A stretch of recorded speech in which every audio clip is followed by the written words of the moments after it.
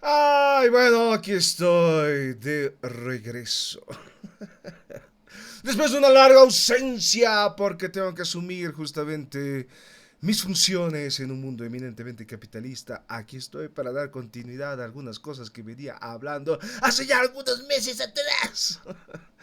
Y lo siento mucho, pero bueno, a riesgo de perder seguidores y demás y no darle continuidad, pero no tengo nada. No puedo hacer otra cosa más que asumir mi rol de trabajador común y corriente en este mundo cruel y traidor. Y bueno, y ahora toca hablar de un disco que, bueno, tenía que hablar hace algún tiempo atrás y que no se pudo, pero es un disco altamente controvertido y es un disco que causó bastante polémica en la propia comunidad purpleiana. Aquellos que amamos y seguimos a Deep Purple con mucho entusiasmo. Estamos hablando del Come Taste the Band.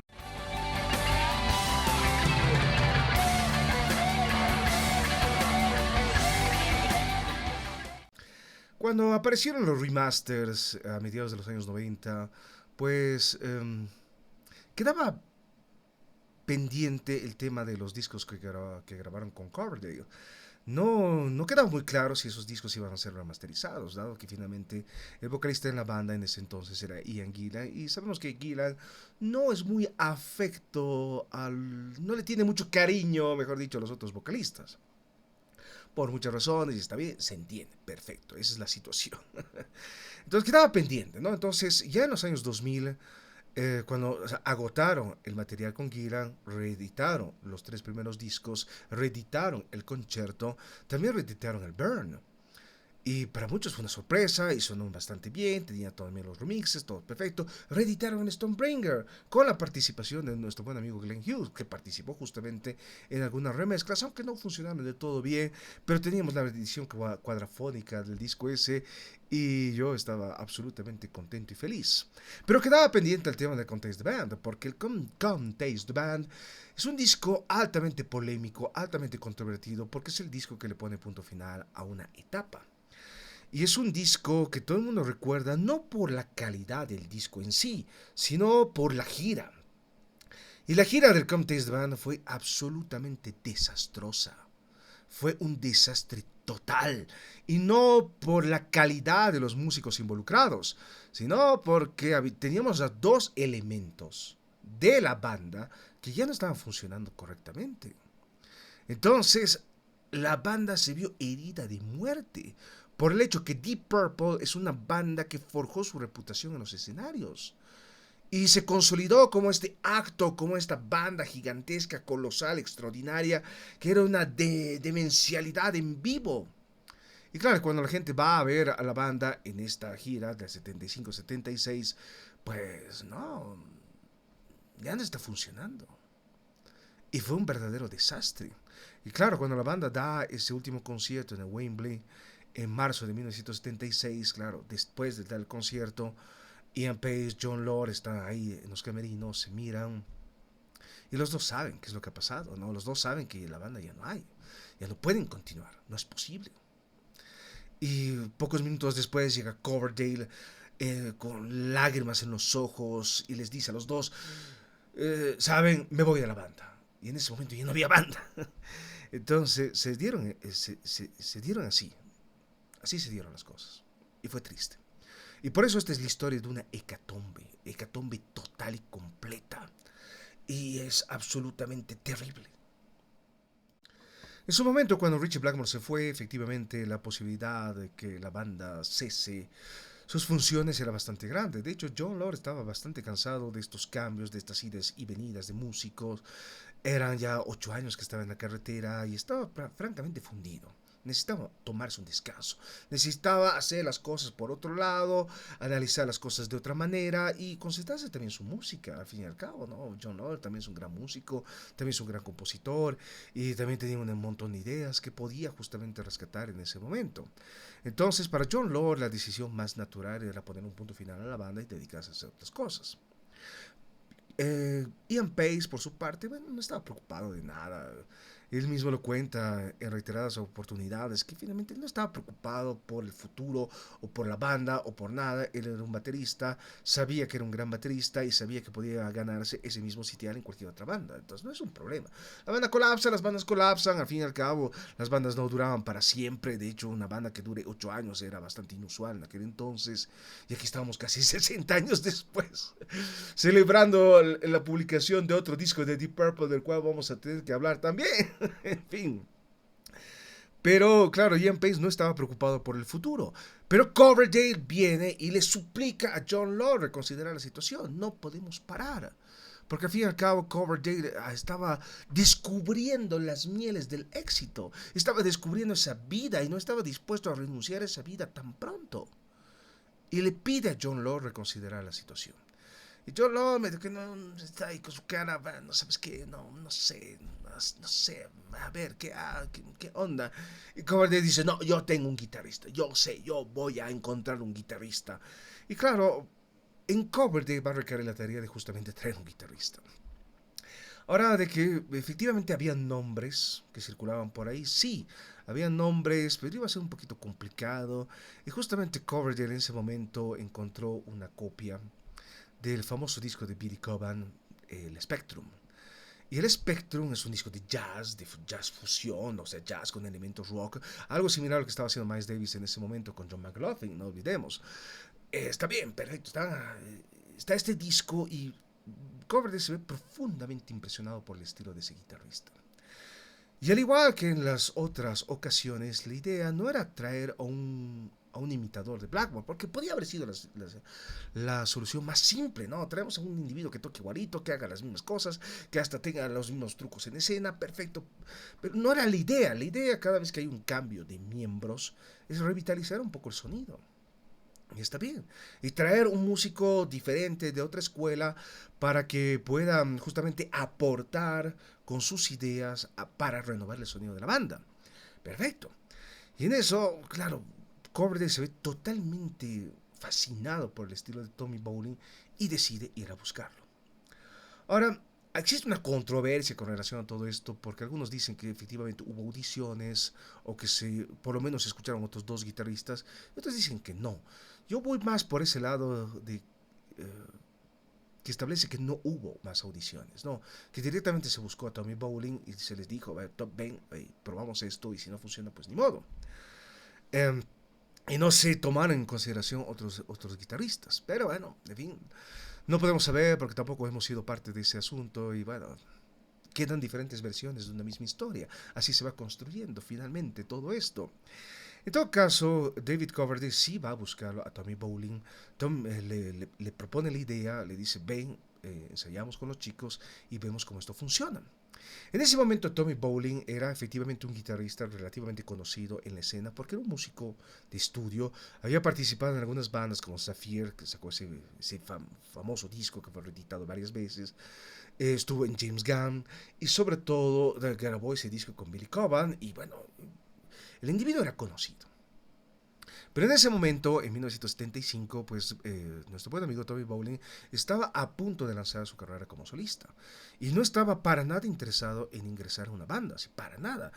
Y lo rechazó a David Coverdale. Le dijo, no, la verdad, yo no estoy interesado, no me importa, así que bueno, ni modo. Pero los managers de Tommy Bowling, al enterarse de la situación, al enterarse de la oferta, se les prende el foquito y dicen, no, pero aquí hay una oportunidad de oro que no se puede desperdiciar. Es decir, Deep Purple en ese momento era un nombre ampliamente reconocido, una de las bandas que más vendían en los Estados Unidos de América. Pese a que Stonebringer no fue el éxito comercial que todos esperaban, pero igual la banda seguía muy bien posicionada en el mercado estadounidense. Y vendían un montón de discos. En un momento en el cual vender discos sí era importante. Hoy en día quizás no lo es. En ese entonces sí era importante vender discos. En todo caso, Deep Purple era un hombre ampliamente reconocido y claro, los managers de Tommy Bolin dicen, no, a ver, esta es una oportunidad que no podemos desaprovechar. Es decir, mira, lo que tenemos es esta situación. Tú puedes ingresar a Deep Purple y eso va a ser un golpe de marketing para todos nosotros. Y es lo que necesitamos para proyectar justamente tu carrera como solista. Y claro, Tommy Bolin la piensa, pero no está del todo seguro. Y las negociaciones, justamente para la incorporación de Tommy Bolin, se van a dar a nivel de los managers, ¿no? De los managers de Tommy Bolin, los managers de Deep Purple, para llegar a una serie de acuerdos. Y antes de que Tommy Bolin acepte, ya se estaban llegando a acuerdos, ¿no? Y el principal acuerdo al cual se llegan es que Tommy Bolin tiene que mantener su estatus de agente libre, es decir, él puede grabar fuera de la banda, puede promocionar su propio material y la banda también se compromete justamente a tocar una u otra canción de los discos solistas de Tommy Bolin. Perfecto. Para los managers de Deep Purple no había mayores problemas. Pero tenemos que tomar en consideración que Deep Purple era una banda que tenía trayectoria y que tenía ciertos éxitos y que están cargando el legado del Machine Head. Entonces había que tomar en consideración ese elemento, el Machine Head. Entonces, claro, al momento de la gira había que incorporar canciones de ese disco porque no quedaba otra. Y claro, a los managers les sugirieron, ¿saben qué? Sería mejor que Bolin reproduzca las partes de guitarra de Blackmore nota por nota. Sería lo mejor. Y claro, esa es una condición que a nadie le va a gustar. Es decir, bueno, hay personas que pueden asumir ese rol de ser imitadores. Es lo que pasó con Tommy Thayer en Kiss, ¿no? Donde imita el estilo de Ace Frehley. Y no sé hasta qué punto yo, por lo menos como persona, estaría dispuesto a hacer algo así. Bruce Kulick, el otro guitarrista de Kiss, lo dijo de manera muy clara. O sea, yo no podría hacer eso. Para nada. No me podrían poner el maquillaje y interpretar los solos de arriba. No puedo. Y se respeta plenamente esa postura. Y claro, los managers de Deep Purple sabían que era una movida arriesgada y los managers de Tommy Bolin sabían que era una situación que Bolin tal vez no iba a aceptar del todo. Entonces se dan estas negociaciones antes que Bolin decida y finalmente Coverdale va nuevamente donde Bolin y lo comienza a seducir lentamente, ¿no? Lo lleva a comer a restaurantes bonitos, le presenta chicas, le da un auto, en fin. Y Bolin medio que está diciendo, esta es una buena vida después de todo. A ver, y bueno, Coverdale le suplica, le dice, por favor, lo único que te pedimos es que vengas. Vienes, ensayamos, si funciona, pues perfecto, y si no, nos damos las manos y cada quien sigue por su camino. Y ahí finalmente Bolin acepta y deciden hacer justamente esos ensayos en un estudio en Hollywood, California, el Pirate Sound Studios, en la tierra de Tommy Bolin, porque Tommy Bolin es norteamericano, no olvidemos, bueno, estadounidense, para hablar con mayor propiedad, contrariamente a los Deep Purple, que son ingleses, y bueno, entonces se lo hace para darle mayor comodidad a Tommy Bolin. Y claro, cuando Bolin llega a la sala de ensayos, claro, todo ya está armado, él llega con una guitarra, según lo que dice, ¿no? Parece que su equipo no llegó del todo o se perdió en el transcurso. Él tenía una guitarra que no le pertenecía y unos aparatos que tampoco le pertenecían, entonces no estaba del todo familiarizado con el equipo. De cualquier forma lo enchufa, comienza a frasear algunas cosas y se ve total y completamente desestabilizado cuando Jon Lord ingresa. Jon Lord ingresa y Bolin se ve totalmente deslumbrado porque no estaba preparado para tocar con un músico de ese nivel. Pese a que Bolin había tocado con músicos de muy buenos niveles, con grandes músicos, pero Jon Lord estaba pues en otra categoría. Y en eso Ian Pace le mete y lo desestabiliza aún más a Tommy Bolin, porque Tommy Bolin tampoco estaba muy seguro de cómo esto iba a funcionar. Pese a que había tocado con Billy Coban, que es un gran baterista de jazz, Pace también estaba en otra categoría y en 1975 pues Pace estaba ya llegando al punto culminante como baterista. Realmente tocaba con una fuerza absolutamente increíble y se ve fascinado y justamente va a conformar a partir de ese momento una alianza con Pace, porque Pace es un gran aliado en el estudio. Y ese primer ensayo pues funciona maravillosamente bien. Y Coverdale, que claro, él no participa, él está ahí atrás, mirando cómo la banda se está organizando, cómo está intercambiando ideas, cómo finalmente se va armando la química.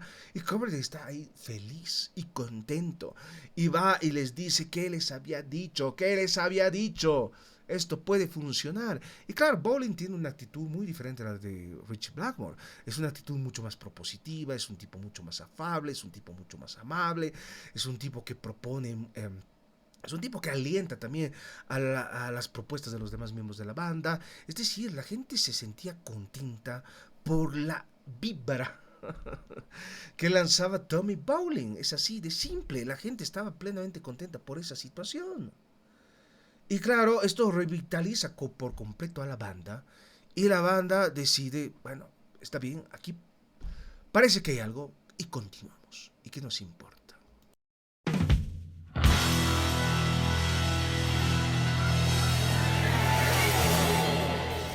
En esos primeros ensayos pues se armaron un montón de ideas y todas las ideas se comenzaron a estructurar en función a las ideas de Tommy Bowling.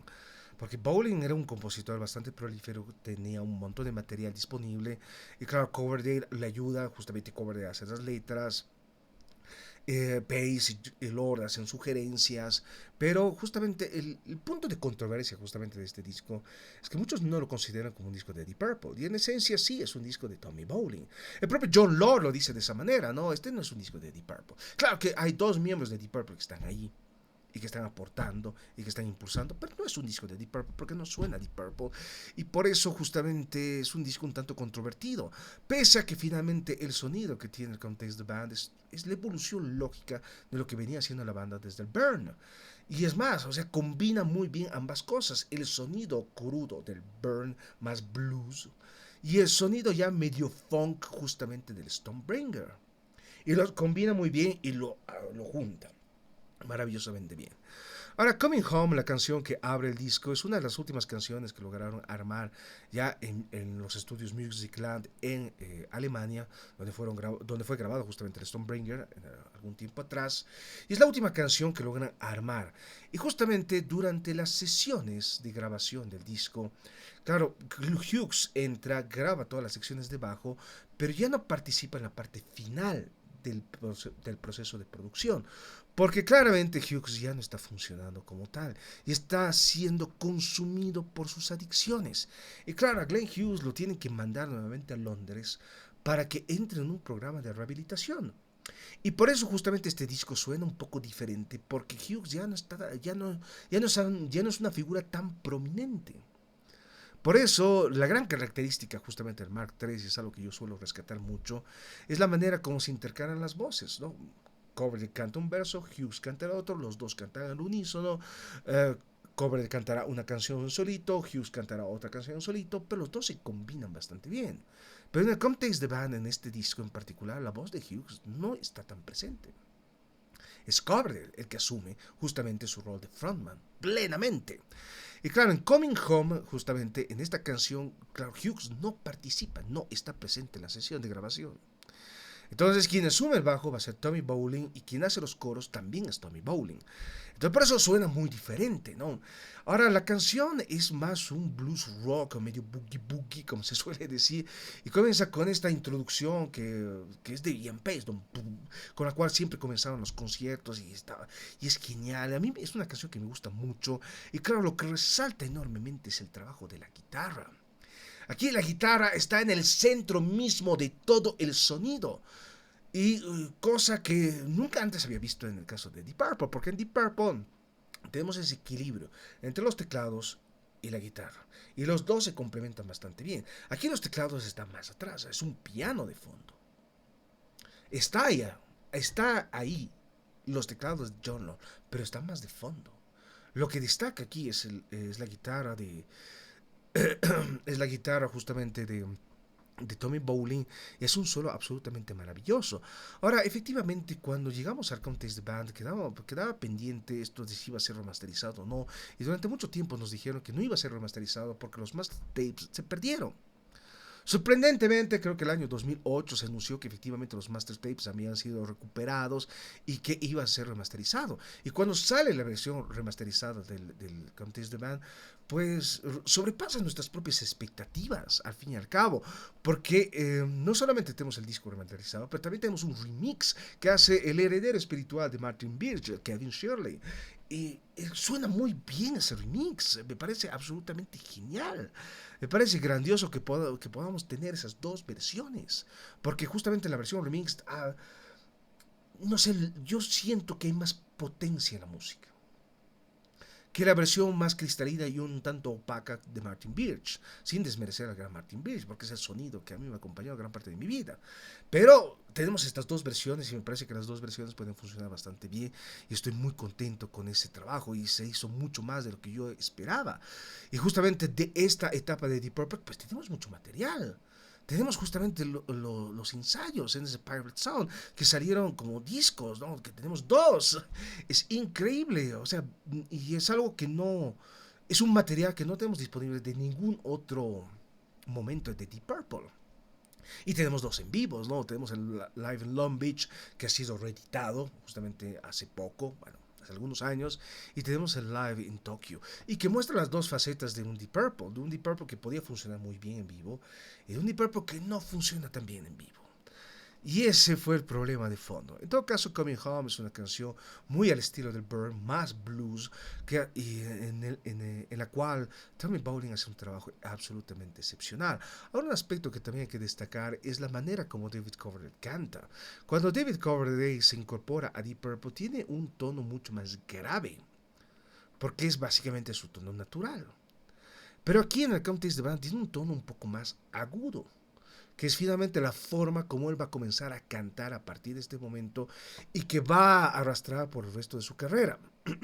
Claro, sabemos que a partir de 1985, claro, Coverdale sufre un serio problema de sinusitis, lo tienen que operar y efectivamente después de eso su voz cambia, no radicalmente, pero cambia y va a cantar de otra manera. Y es la manera que va a arrastrar hasta prácticamente el día de hoy. En fin, la voz de Coverdale suena bien, pero en vivo a mí no me gusta tanto. No, lo que hace por ejemplo, en el Long Beach Arena, en el concierto de Long Beach, me parece que canta horriblemente mal. Por lo menos es mi apreciación eminentemente personal. La forma como canta Burn me parece absolutamente atroz. Y claramente hay elementos que no están funcionando del todo bien.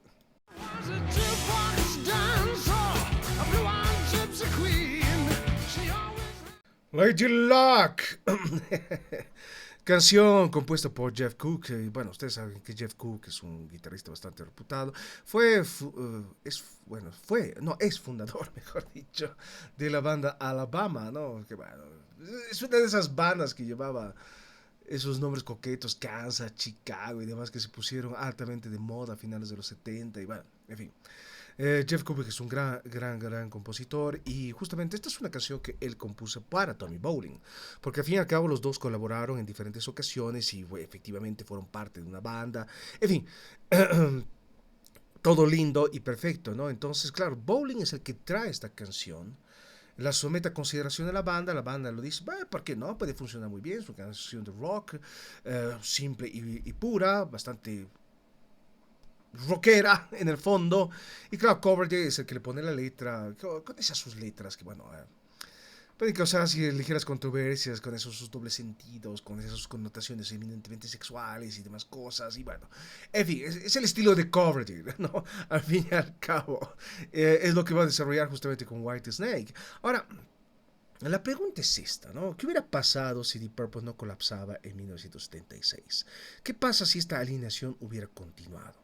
Claramente sabemos que efectivamente en diciembre de 1976 David Bowling fallece. Sabemos, eso no creo se haya modificado si Deep Purple no haya colapsado. En el caso de Glenn Hughes estaba demasiado consumido por sus adicciones y no estaba funcionando muy bien y era muy probable que termine fuera de la banda, ya sea por despido o por voluntad propia. Y finalmente la banda tenía dos caminos, o se desarmaba o continuaba. Ahora, de continuar, es muy probable que haya incorporado otro guitarrista y es muy probable que haya terminado siendo Mickey Moody, ¿no? Entonces, es muy probable que al fin y al cabo, de haber continuado, este Deep Purple sí hubiera terminado siendo White Snake, es decir, teniendo ese sonido. No sé, porque aquí están justamente las bases esenciales de lo que va a ser justamente White Snake, una banda donde hay mayor predominancia de las guitarras, una banda donde justamente David Coverdale está en el centro y canta y controla justamente todo a nivel musical, porque aquí lo controla todo a nivel musical, es Coverdale que estructura todo. Y Bowling es el que aporta las ideas. Y los demás están ahí viendo cómo esto se está armando, cómo esto funciona y demás. Y es básicamente la estructura que se va a replicar en Whitesnake algún tiempo después. Y finalmente en Whitesnake terminarían tocando Jon Lord, el gran Ian Pace, lo cual es bastante chistoso en el fondo. Pero bueno, en fin, yo considero que aquí está el germen de Whitesnake. Es más, si somos un poquito más arrojados, podríamos decir que este podría ser el primer disco de Whitesnake. En fin, no sé, es mi punto de vista altamente controvertido. Y bueno, ustedes opinarán. A ver, ¿qué les parece justamente el Contest Band? ¿Es un disco que les gusta? ¿No les gusta? ¿Qué opinan? ¿Lo escuchan con frecuencia? ¿Qué opinan de Tommy Bowling? Ahora, sabemos que Tommy Bowling no fue el reemplazo ideal, pero el Mark IV, sí funciona bien. Y funcionó muy bien en estudio. Es una pena que justamente no haya funcionado de la misma manera en vivo. Y esta es una canción que sí tocaron en vivo. Es más, gran parte del Contest de Band la tocaron en vivo en algún momento dado. Coming Home la tocaron en algún momento dado, pero la sacaron finalmente del setlist porque no estaba funcionando del todo bien. Pero gran parte de estas canciones sí entraron al setlist.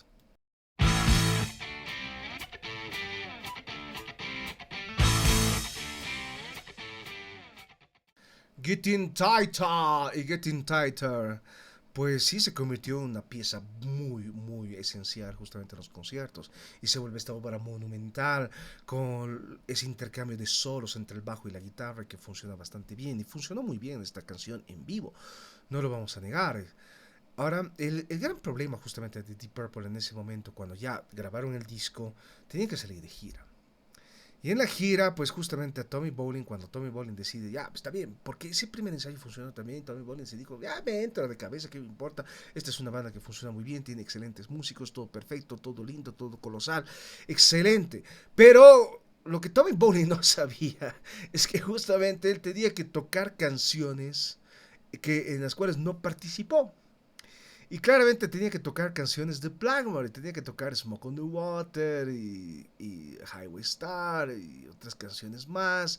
Y eso causó problemas porque Tommy Bowling no se sentía del todo cómodo tocando esas canciones. Tommy Bowling, que viene justamente más del jazz, no sabía qué cosa era Deep Purple, no tenía la más remota idea. Y no estaba familiarizado para nada con ese sonido.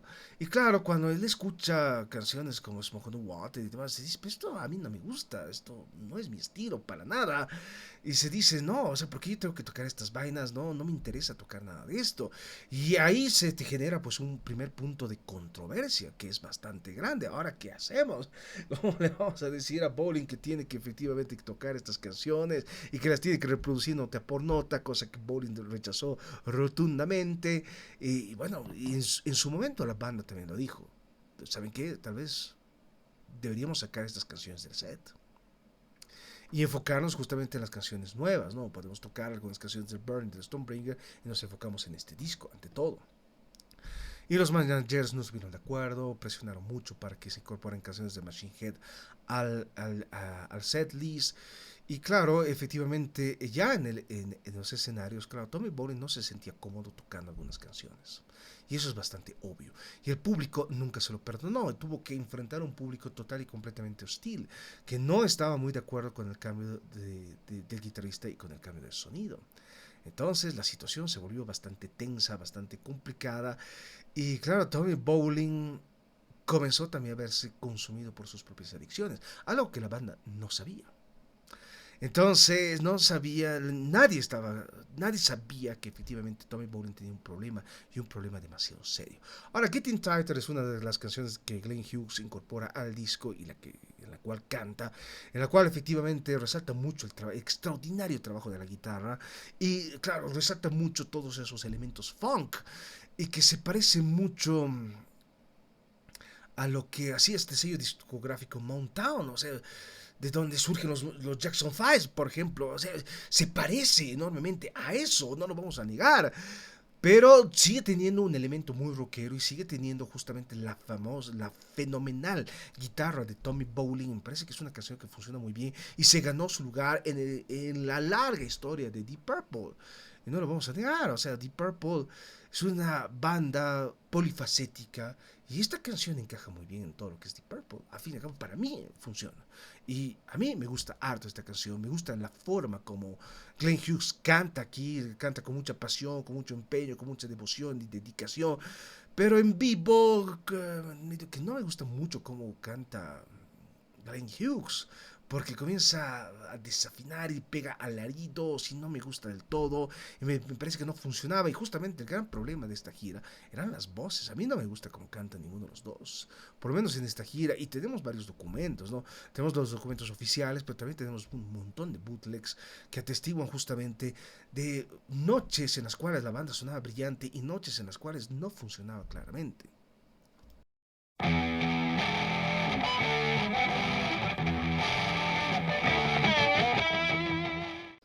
Dealer. Y bueno, un aspecto que puede ser un poquito controvertido, sobre todo en el remix que se hizo de este disco, es que la edición remix cambia un poco el orden de las canciones.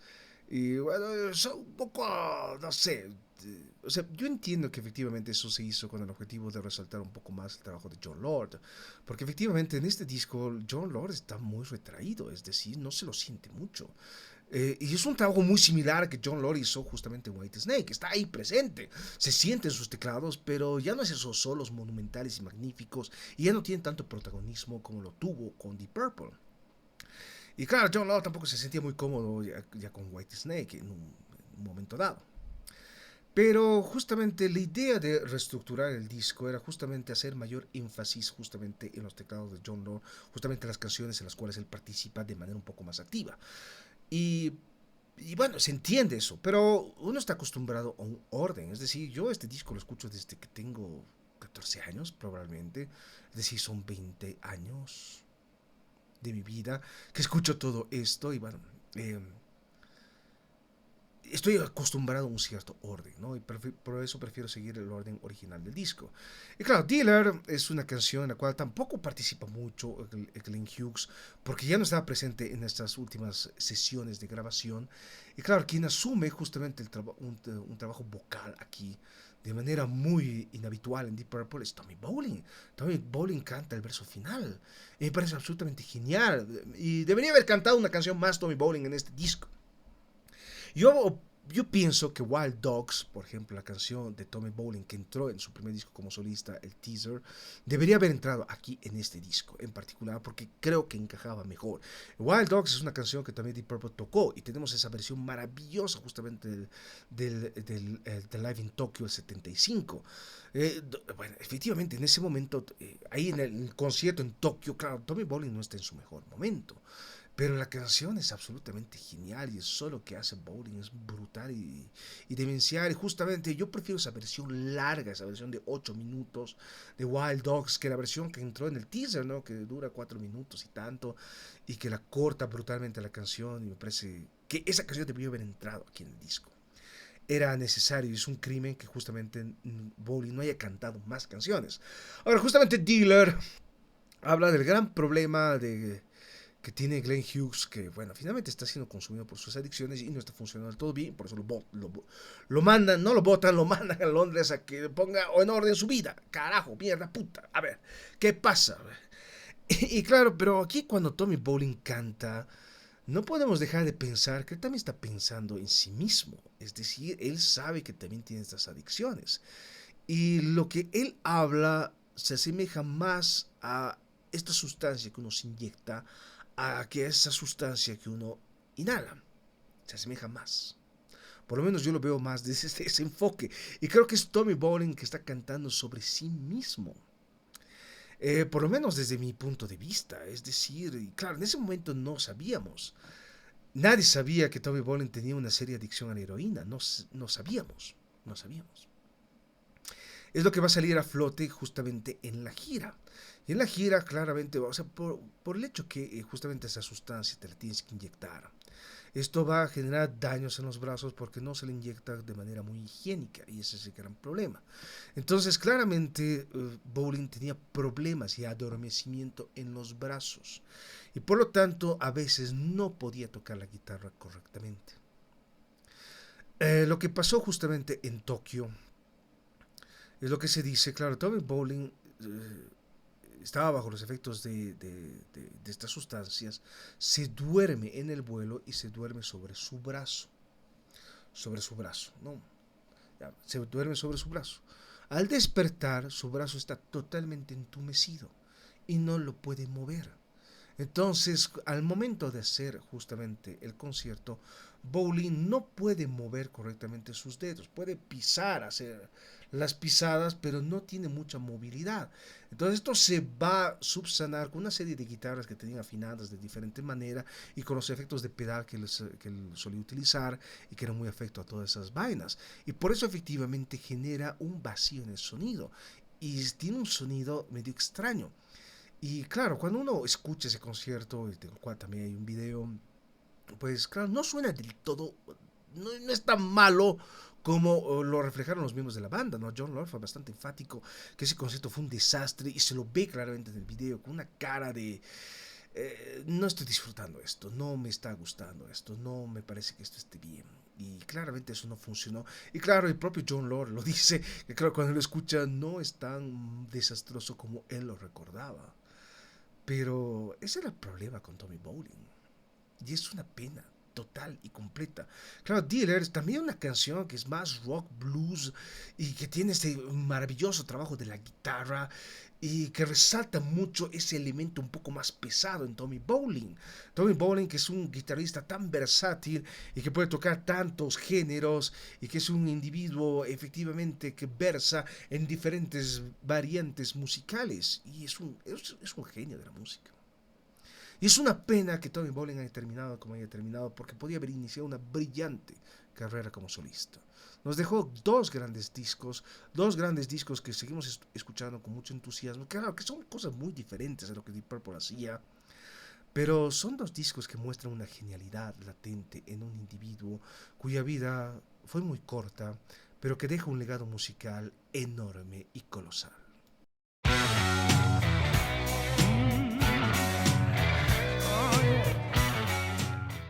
I Need Love. Y bueno, esta sí es una canción en la cual efectivamente los elementos funk están mucho más presentes. Y es cierto que yo entiendo por qué este disco puede causar controversias entre los fans de Deep Purple, porque no es un disco tan rockero. Y sobre todo es un disco que es bastante bailable en muchas ocasiones, ¿no? Entonces uno está bailando. Y es una situación un poquito extraña, no que sea así el disco de Deep Purple, bueno, no sé, pero a mí es un disco que a mí me gusta y lo escucho harto después de todo. Es unos discos con los cuales yo he crecido personalmente y por eso le tengo un cariño especial. Y siempre voy a volver a este disco. Y me gusta.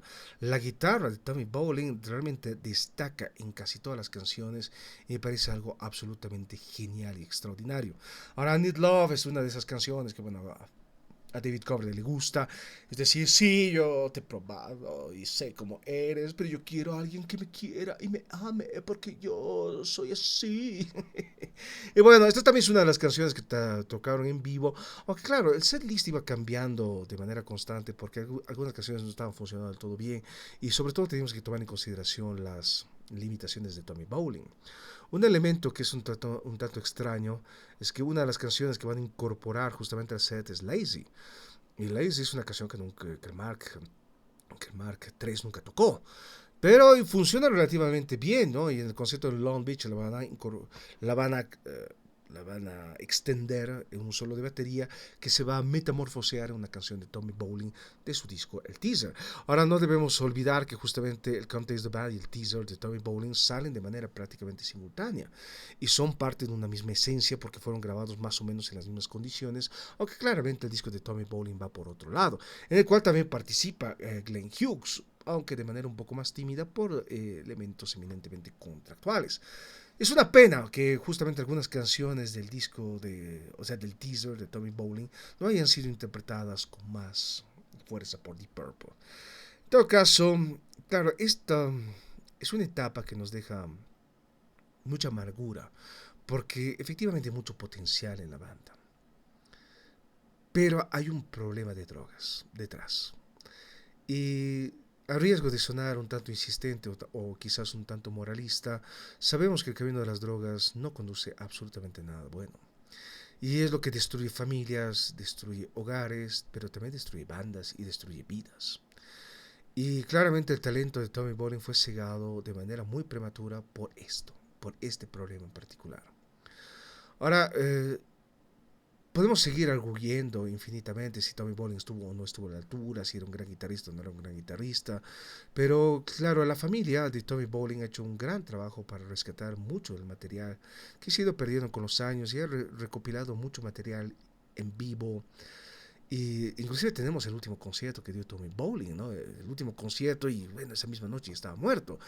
Y ahí se lo ve a Tommy Bowling como, tocando con mucha pasión, con mucho entusiasmo, se lo nota muy confiado de sí mismo, suena muy bien y definitivamente es una pena que haya terminado de esa manera.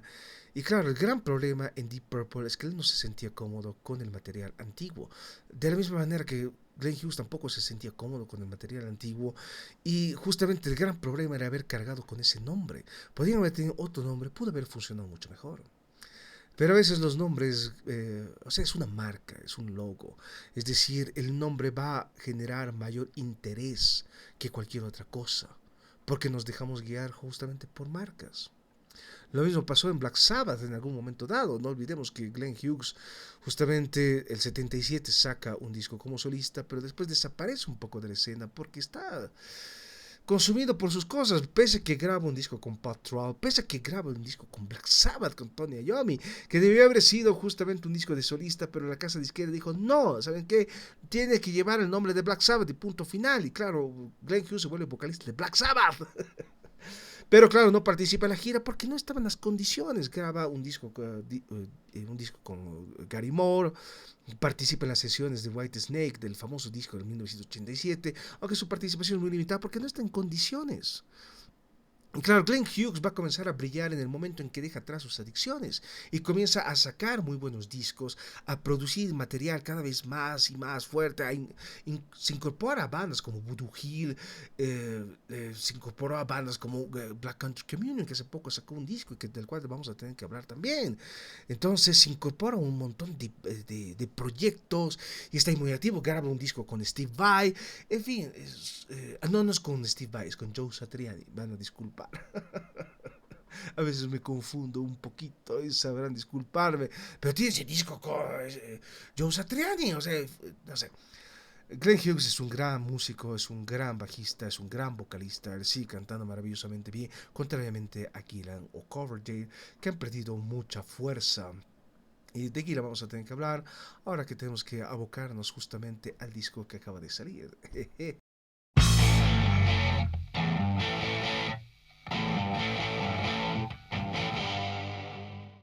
Drifter es otra de esas canciones súper rockeras y que habla el segundo lado de este disco.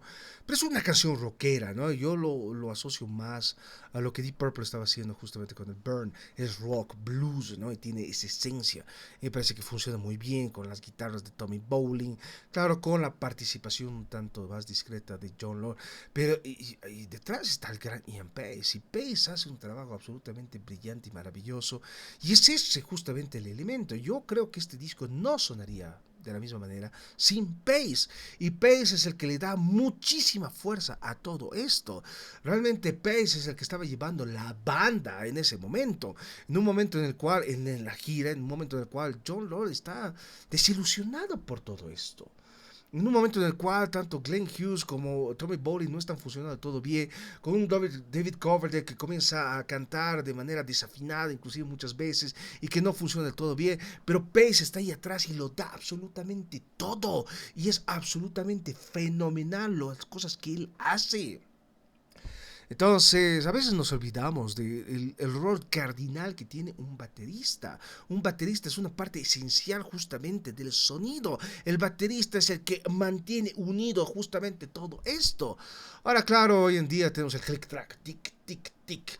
Pero en su momento el click track era el baterista, es el que llevaba los tiempos. Tin, tin, pum, chin, chin, pum, pum, chan. Y punto final. No se necesitaba nada más y por eso la música era orgánica porque se escuchaba inclusive los problemas de un individuo, el momento en el cual tiene que respirar, tiene que descansar, o a veces se equivoca, porque es parte natural de lo que nosotros somos. Hoy en día, efectivamente, y es la gran queja que todo el mundo tiene, todo suena lo mismo, todas las bandas suenan iguales, todos tienen el mismo tipo de producción, y efectivamente todo suena lo mismo, y es bien difícil distinguir las bandas las unas de las otras, porque todo suena lo mismo, y es un poquito extraño, y un poquito complicado, y un poquito difícil de asimilar todo esto. Pero bueno, es decir, no sé, es porque tenemos una forma de producir hoy en día que no teníamos en los años 70 y claro, por eso estos discos de los años 70 para mí funcionan mucho mejor y suenan mucho mejor de lo que hoy en día se puede producir. Eh.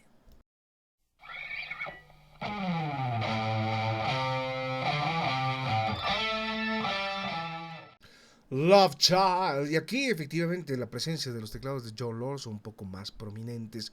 John Lord participa de manera un poco más activa. Y claro, y en vivo tiene mucho más protagonismo, ¿no? John Lord en esta etapa. Claro, Drifter y Love Child también giran en torno a las temáticas que va a seguir utilizando David Coverdale, es decir, él es el alma errante, pero también es este ser que se ha convertido justamente en un objeto de deseo. No olvidemos que David Coverdale era un tipo extremadamente feo y que la banda casi no lo contrata por ese asunto, ¿no? Le dijeron, bueno, te pones en forma, te tratas el problema del estrabismo, te compras ropas más bonitas y ya. Y Coverdale ya en este momento ya tiene otra imagen. David Coverdale ya se siente mucho más seguro de sí mismo. Tiene, o sea, realmente luce como un rockstar, ¿no? Tiene una presencia en el escenario muy fuerte y sabe que él puede dominar a las masas con el poder de su voz. Y aquí justamente se ve esa confianza que tiene justamente David Coverdale. Love Child, o sea, todo el disco a mí me gusta, me parece que funciona bien. No veo que haya canciones que sean débiles o canciones de relleno. Todo la estructura general funciona maravillosamente bien y es algo que yo siempre voy a rescatar. Contrariamente a muchos discos de Deep Purple en los cuales siempre hay canciones de relleno, donde hay canciones que no funcionan del todo bien. Y yo lo que siempre voy a reprochar a Deep Purple es el hecho que el eslabón débil es Gillan. Es la voz de Gillan la que no me lograba convencer de todo. Deep Purple a nivel musical hasta el día de hoy sigue funcionando maravillosamente bien. Han sacado discos extraordinarios, pero sigo considerando que la voz de Kira a veces medio que no encaja del todo bien. Pero vamos a tener que hablar de eso en su momento, así que por favor no desesperen y ahora sí manténganse sintonizados al canal. Por favor suscríbanse nuevamente porque sé que ando perdiendo seguidores porque me pierdo cada cierto tiempo y otra vez aparezco. Y ustedes saben, ¿no? Hoy en día la cosa es ser viral. Y para ser viral hay que ser constante, hay que machacar. Sacas contenido y no importa qué contenido sea. Puede ser bueno, puede ser malo, no importa la calidad. La cosa es sacar contenido de manera constante. Lo que sea o lo como sea, la cosa es que la cosa es que estés presente de manera constante en el algoritmo. Así funciona la vida y por eso justamente desaprovechamos el tema de la calidad. Porque, no sé, no sé, no sé. Eh,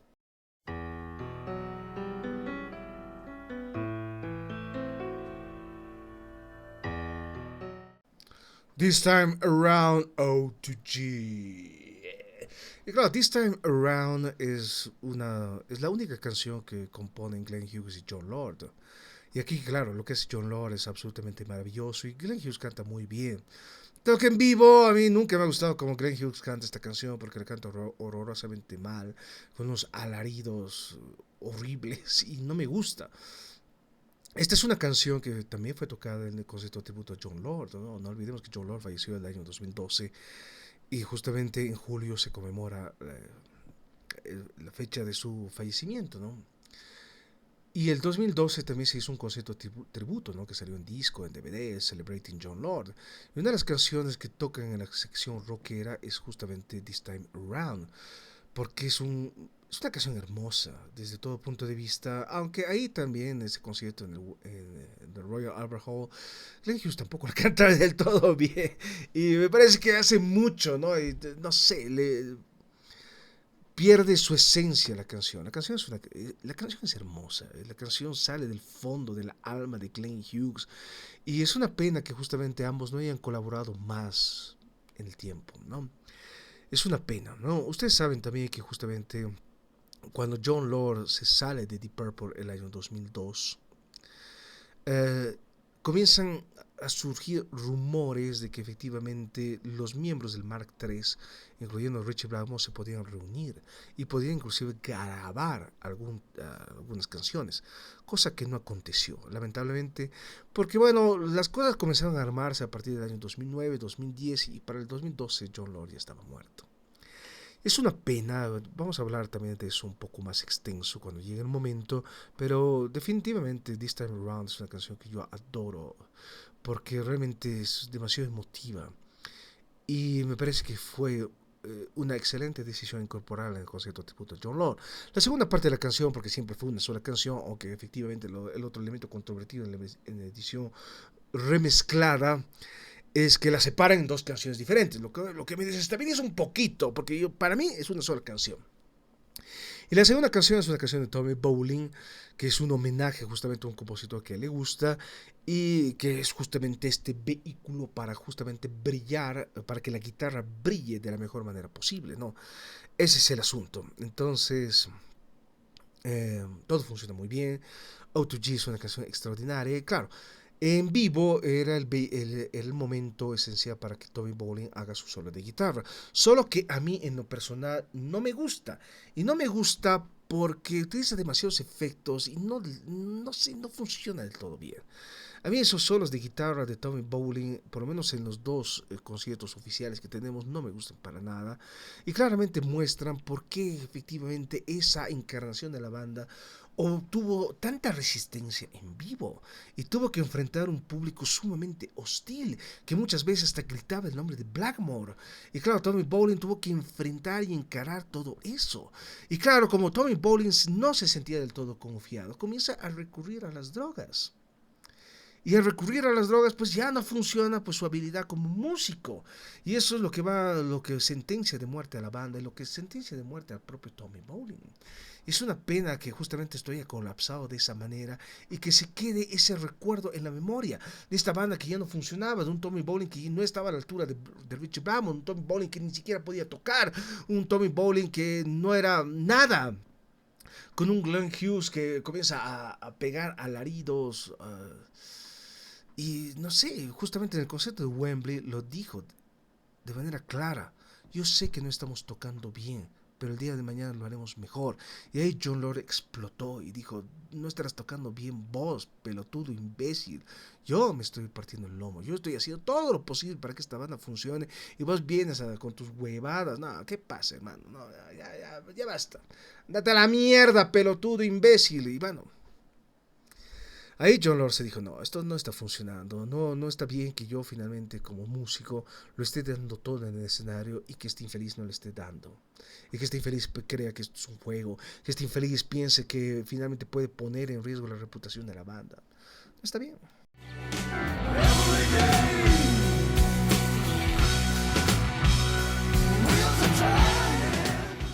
You Keep On Moving es la canción que cierra el disco original y es el último de los duetos entre David Coverdale y Glenn Hughes.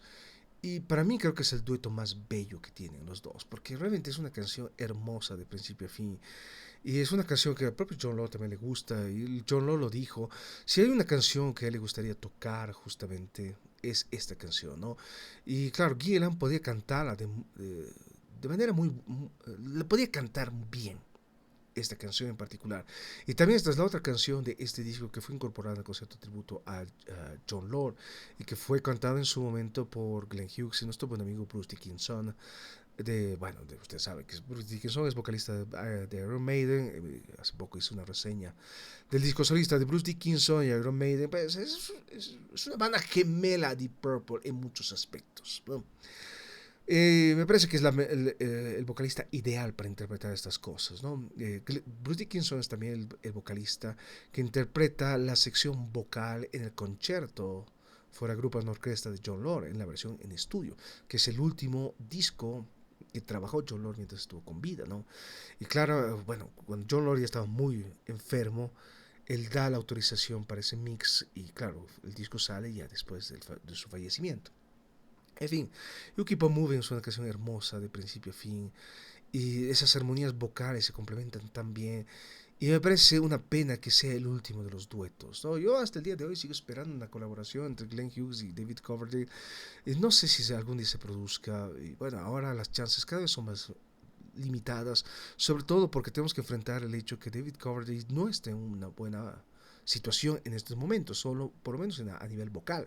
Glenn Hughes sigue cantando maravillosamente bien y me sorprende que su voz no haya envejecido de la misma manera que envejeció la voz de Gillan o la voz de Coverdale. Ahora, el gran problema tanto de Gillan o Coverdale es que ambos vocalistas fuerzan mucho. Y al forzar mucho tu voz, efectivamente hay grandes posibilidades que la voz se arruine. En el caso de Hughes no tiene que forzar su voz porque es su timbre natural, le sale de manera muy natural, no tiene nada que forzar y por eso justamente la forma como él canta es una forma bastante saludable y es lo que le ha permitido justamente mantener ese estilo vocal a lo largo de los años. Y claro, cuando lo escuchamos en el disco de Black Country Communion, efectivamente canta maravillosamente bien, con una fuerza extraordinaria, cosa que ya no tiene ni Coverdale ni Gillan. Y es un problema enorme. Ahora, a mí me encantaría tener una contribución entre los tres vocalistas, Gillan, Coverdale y Hughes, y sabemos que eso nunca va a pasar. Hughes fue bastante claro en sus declaraciones de que él no tiene interés en hablar con Deep Purple porque se portaron, fueron descorteses justamente en la inducción en el Hall of Fame del rock and roll, en el Salón de la Fama del rock and roll, para hablar en español. Y bueno, es lo que dice Glenn Hughes, ¿no?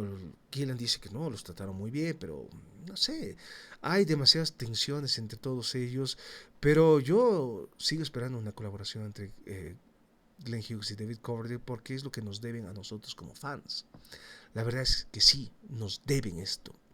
Y no podemos justamente cerrar esto con esta nota, ¿no? Con esta última contribución que se hizo hace muchos años atrás, ¿no? Bueno, por lo menos es mi punto de vista.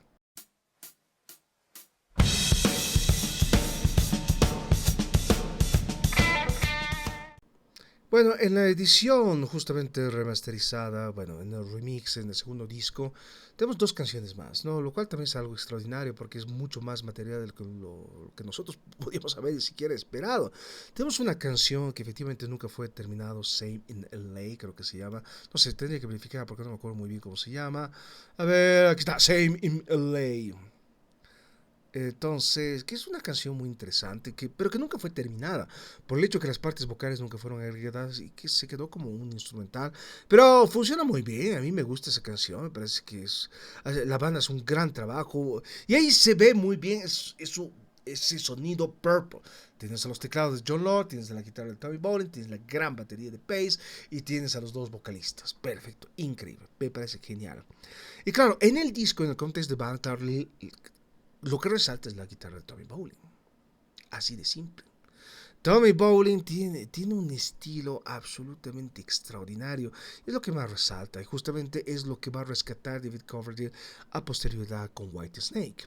La otra canción que fue incorporada justamente a todo este set es justamente una improvisación, un jam de Tommy Bolin con Ian Pace. Ya, también me parece absolutamente fascinante y muestra la manera maravillosa como ellos dos pues podían complementar en el escenario, ¿no? Con Pace altamente creativo y con Tommy Bolin que es uno solo. Y aquí me gustan los solos que hace Tommy Bolin. Me parece que así debió haber hecho los solos en vivo y no con esos sus efectos medio raros. Y no sé, aquí Tommy Bolin realmente resalta, se lo ve grandioso, extraordinario, y es una pena que no se haya podido trasladar todo esto al escenario y que finalmente esa gira haya sido tan desastrosa y haya sentenciado de muerte a Deep Purple, porque aquí termina todo. Fue una hecatombe total. Y de las cenizas de Deep Purple van a surgir un montón de bandas, ¿no? Rainbow ya estaba ahí. Aunque ya Rainbow está comenzando a gravitar hacia un sonido más popero porque están buscando un éxito comercial. Está la banda de Gillan. Gillan justamente saca su primer disco como solista el año de 1976 con un sonido súper raro y bueno, y la voz de Gillan también medio que ha cambiado y no sé, fuerza mucho y no encaja del todo y surge White Snake. de las cenizas de Deep Purple. Glenn Hughes va a desaparecer durante muchos años. Roger Glover saca su disco, ¿no? Grasshopper Feast, el Grasshopper Feast, que es un disco muy interesante y también súper raro. En fin, Pace y Lord sacan un disco con Tony Ashton. En fin, salen un montón de proyectos y justamente esta familia Púrpura Purple se fragmenta en diferentes ramas y esto se vuelve algo colosal, gigantesco, que hasta el día de hoy sigue ramificándose. Y claro, lo que queda pendiente es analizar ahora lo que está haciendo Deep Purple hoy en día. Deep Purple sacó disco este año, 2024. ¡Con nuestro guitarrista! O sea, ¿quién iba a pensar esta situación? Y vamos a tener que estar comentando y por eso quédense sintonizados al canal. No voy a tardar otros 2 meses en aparecer, así que se viene de manera inminente la reseña del nuevo disco de Deep Purple, así que por favor manténganse sintonizados, compartan este video, suscríbanse y sobre todo sean felices, pórtense bien, cuídense mucho. Yo sé que hablo mucho porque es mi complejo de docente, yo me gano la vida hablando, es así de simple y hablo bastante, porque tengo que estar parado muchas horas hablando. Y podría hablar durante días y días y días de las cosas que conozco y de las cosas que me apasionan. En fin, sean felices, pórtense bien, cuídense mucho, adoren al diablo y sobre todo bailen morenada. Yeah.